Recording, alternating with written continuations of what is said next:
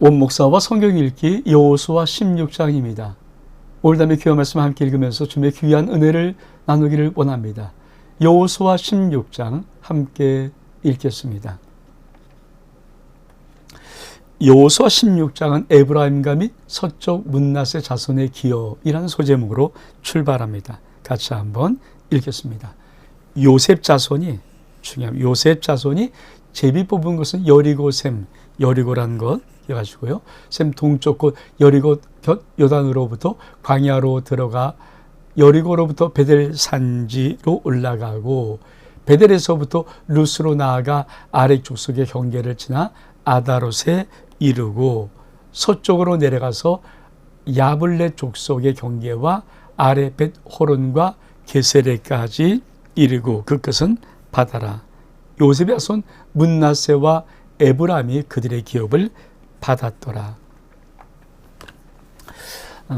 우리가 성경을 볼 때는 성경에서 말하는 아주 중요한 요점들이 있습니다. 사실 9주 반에 대한 가나안 땅을 이게 분배하는 과정에서 제일 처음에 분배를 받았던 것이 유다 족속, 유다 지파죠. 왜 그럴까요? 이게 장자거든요, 장자. 근데 두 번째로 이 에브라임과 문낫세 지파가 이 분배를 받습니다. 근데 에브라임과 문낫세 지파는 어떤 것입니까? 다시 한번 우리 말씀을 좀 보면은, 자, 요셉 자손이 그러니까 요셉 자손 문낫세와 에브라임이, 그러니까 요셉에게 두 몫을 주었죠. 항상 성경에서 두 몫은 장자의 몫입니다.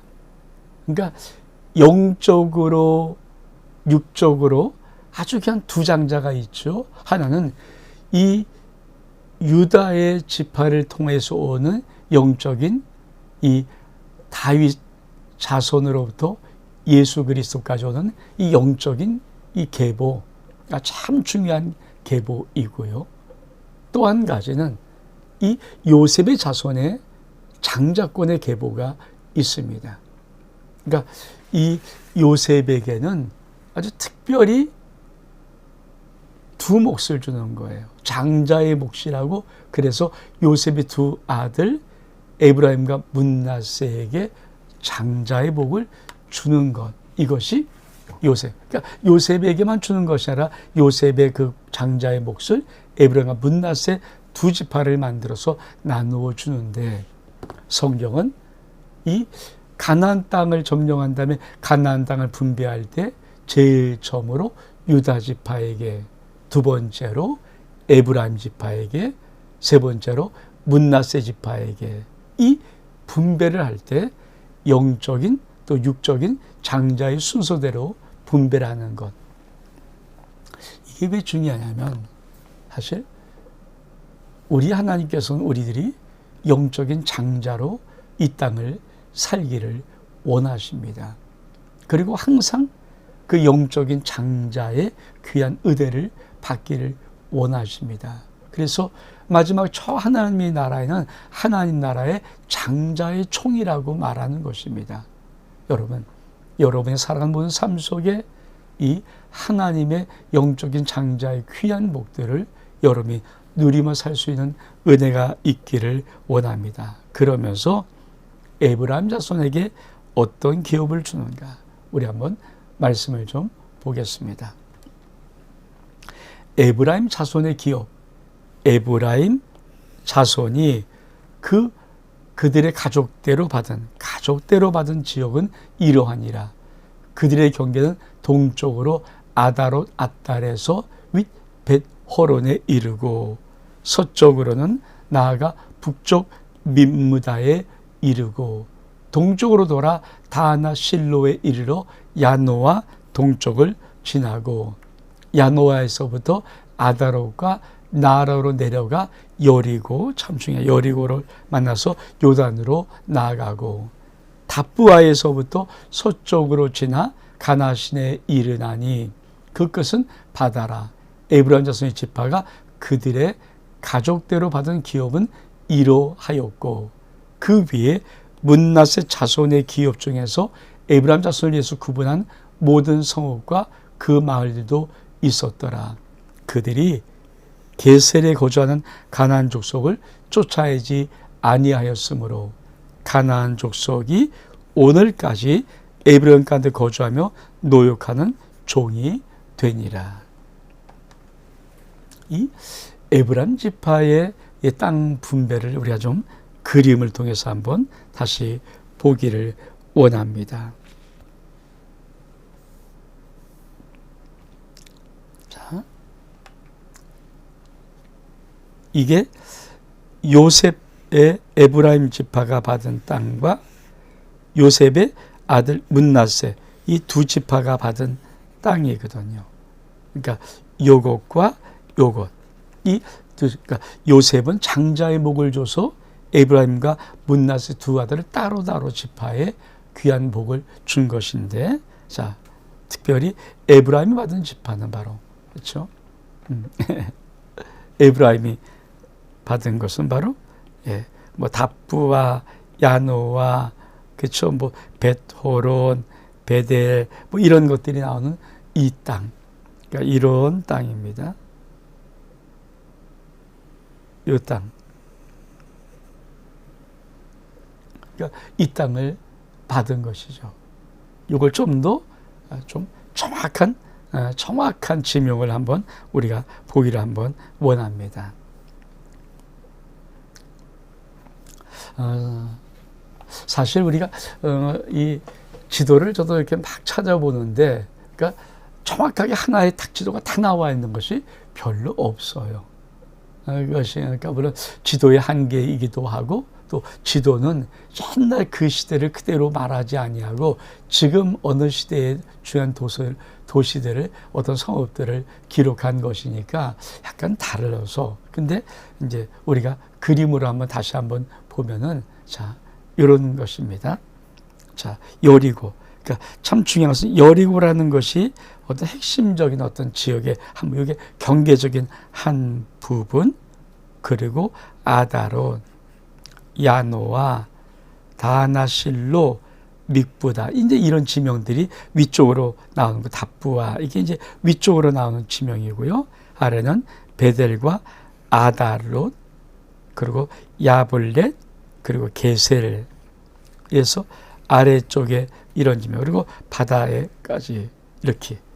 그러니까 이것이 에브라임의 받은 땅이라는 것입니다. 우리가 하나님께서 누누이 그 가나안 분배를 말할 때 참 지역을 정확하게 세밀하게 분배하는 이 과정, 그리고 지명들을 정확히 쓰는 이유가 뭘까요? 경계선들이죠. 그리고 주님이 허락하신 그 지파의 구역입니다. 아주 굉장히 중요한 요소죠. 그러니까 이 경계선이 불명확하면 어떻게 합니까? 늘 충돌이 나죠. 그러니까 같은 백성, 같은 나라의 사람들이 지파는 다르니까, 아들이 다 다르니까 그런 것이 충돌하는 것을 사정에 막기 위해서 정확한 경계들을 마련해 줍니다. 이 에브라임이 두 번째로 그 가나안 땅에 이 분배를 받는 것입니다. 그런데 에브라임에게는 좀 안타까운 모습이 있습니다. 우리 한번 말씀을 다시 한번 좀 볼까요?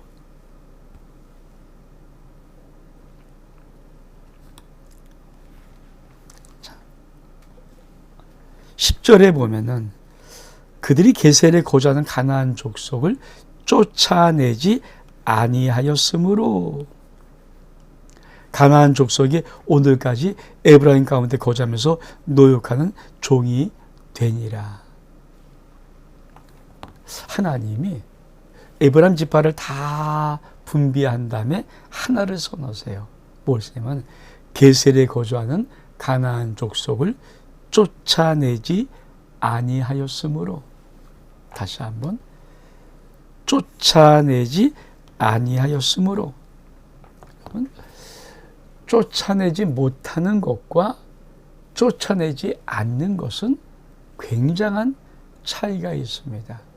그러니까 하나님이 이 에브라임 지파에게 좀 안타까운 하나가 있는 것이 뭐냐면 하나님은 온전한 100%의 그 땅, 에브라임 지파만이 가질 수 있는 땅을 주기를 원했는데 이 지파들이 쫓아내지를 않는 거예요. 그러니까 쫓아내지 않았다는 말의 뉘앙스에는 할 수 있는데, 힘이 있는데, 강한데 의지를 발동하거나 열심을 내어서 그걸 안 하려고 했던 것입니다. 근데 왜 안 했을까요? 그들의 마음속에 이런 마음이 있어요. 다시 한번 말씀을 좀 보겠습니다. 가나안 족속이 오늘까지 에브라임 가운데 거주하면서 노역하는 종이 되니라. 쉽게 말하면 쫓아낼 수 있는데 들 쫓아냈던 것은 그들이 노역하는 종으로 부릴 수 있는 그런 것들의 마음이 한 구석에 있는 거예요. 그것을 하나님은 성경에서 정확히 지적하는 것입니다. 우리가 하나님 앞에 순종할 때 참 중요한 것이 있죠. 하나님은 사실은 100% 순종하기를 원해요. 사실 우리가 100% 순종하는 것이 참 불가능한 같은 일이지만, 그러나 우리의 하나님의 바람은 우리가 아버지의 말씀을 어찌하든지 온전히 순종하길. 그래서 우리가 쭉 봤던 이 출애굽부터 역사 속에 모세 이런 지도자를 통해서 우리 하나님이 주시는 말씀의 의미가 뭡니까? 저는 여호와의 말씀을 온전히 쫓았으므로 아주 참 중요한 의미를 줍니다. 이 가나안 족속이 어디 있어요? 게셀에 거주하는 가나안 족속입니다. 우리 한번 볼까요?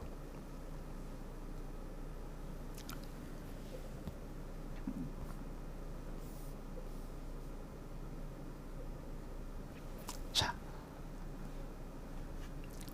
이 에브라임 지파 땅에 여기 게셀이라는 여기에 거주하는 가나안 족속을 온전히 쫓아내지를 못한 겁니다.